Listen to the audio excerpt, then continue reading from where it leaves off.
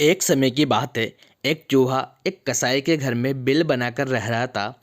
एक दिन चूहे ने देखा कि उस कसाई और उसकी पत्नी ने थैले में से कुछ निकाला। चूहे ने सोचा कि शायद इसमें कुछ खाने का सामान होगा।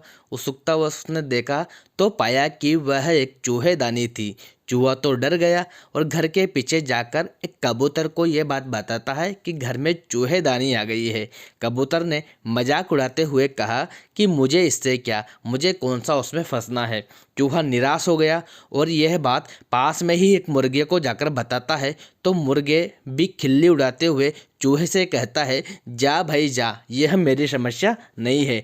चूहा हताश हो गया और चूहा हताश होकर एक बकरे के पास जाता है और बकरे से कहता है, तो बकरा हंसते हंसते लोटपोट हो जाता है।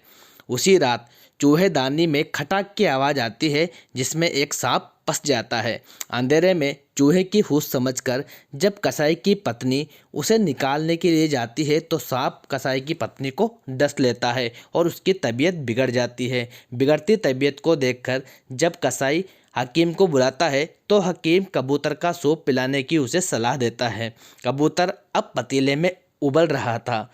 खबर सुनकर कसाई के कुछ और रिश्तेदार उससे मिलने आते हैं, जिनका भोजन प्रबंध हेतु अगले दिन उसने मुर्गे को काट दिया। कुछ दिनों बाद कसाई की पत्नी स्वस्थ हो जाती है तो खुशी में व्यक्ति अपने कुछ शुभचिंतकों के लिए दावत का इंतजाम करता है और बकरे को काट दिया जाता है। तो दोस्तों, अब चूहा यहाँ से बहुत दूर जा चुका था, बहुत दूर। दोस्तों, अगली बार आपको कोई अपनी समस्या बताए और आपको लगे कि यह मेरी समस्या नहीं है तो रुकिए और दोबारा सोचिए। समाज का एक अंग, एक तबका, एक नागरिक खतरे में है तो पूरा समाज खतरे में है। अपने अपने दायरे से बाहर निकलिए, स्वयं तक ही सीमित न रहें, सामाजिक बनिए और दूसरों की खिल्ली उड़ाना बंद करें।